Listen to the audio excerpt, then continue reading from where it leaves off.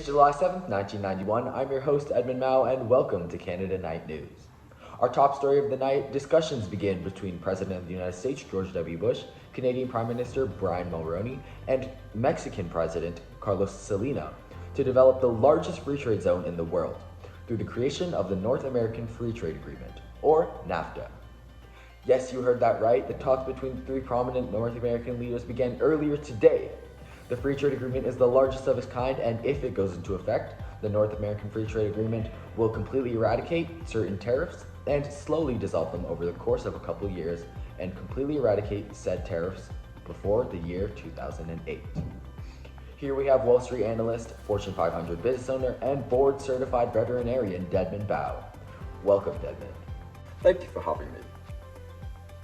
Dedmond, with the creation of the North American Free Trade Agreement, or NAFTA, what do you foresee as possible outcomes? Personally, I think that it is rather difficult to foresee the outcome of such a monumental change. Immediately, I can tell you for sure that certain tariffs will be completely eradicated. Thus, the cost of certain products and goods will go down for every consumer in most of these countries. Also, I predict that the trade between these three participating nations, Canada, United States, and Mexico, will dramatically increase given that it is now a tariff-free zone. Also, I do believe there may be some long-term effects that may become negative. Massive job losses may be on the horizon with this trade agreement, but we can never know.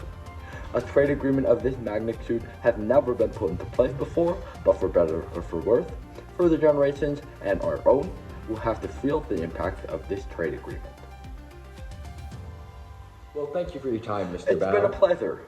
Now we will bring it over to field reporter Dedmond Zhao, who will be interviewing some of your fellow citizens and prominent figures out in Ottawa for their views on this agreement. Thank you, Edmund. We are live outside of Ottawa Parliament Building, here where we will be interviewing passerbyers and cabinet ministers as to what they think about the new NAFTA agreement. Hello, sir. What do you have to say about the newly proposed NAFTA free trade agreement? Well, personally, I feel like this is a very bad step for Canada, as it will lead to many job losses, and it will lead to many under-average working conditions. Hello, Minister of Finance Mike Wilson. What do you have to say about the newly proposed NAFTA free trade agreement? Well, personally, I don't feel like there's a reason why the Prime Minister hasn't gone and did it right now. I personally feel like it's such a great idea. It will tremendously help our financing and help the bonds between US and Mexico between us. I feel like it's a great idea. Hi, sir. What do you have to say about the newly proposed NAFTA free trade agreement? Don't even get me started. Actually, get me started. This sucks! The working conditions are gonna be terrible! The government sucks! As you can see, our country is split. This is a controversial issue. The critics believe that this will bring a massive wave of lost jobs and lower working conditions, while the supporters believe that it will greatly boost our country financially and strengthen political ties. Although I do have to say, the overwhelming majority of the supporters are high-ranking government officials. Back to you in the studio, Edmund. Thank you, Delman, for that. And for the viewers just joining us now, talks have begun between the leaders of the United States, Canada, and Mexico for a free trade agreement that will render majority of North America a tariff-free zone were underway earlier today. While this kind of agreement is not the first of its kind, it surely is the largest, and it will not be created from scratch. NAFTA will be replacing its pre-existing trade agreement, CUSFTA. This does not mean that the terms of the CUSFTA will be carried over to our current trade agreement, rather they will be reviewed and expanded upon and made new. For example, in the former trade agreement, CUSFTA, Canada-United States Free Trade Agreement, for a car to be traded duty-free, 50% of the car was to be sourced from the participating nations, which were Canada and the United States.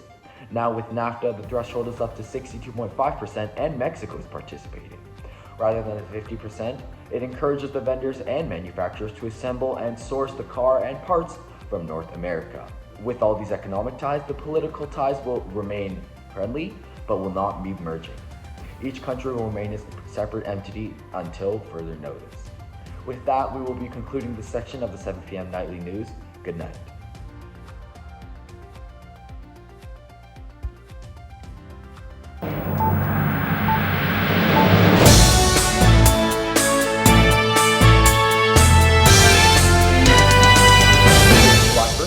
2020, I'm Edmund Now, and welcome to Canada Night News.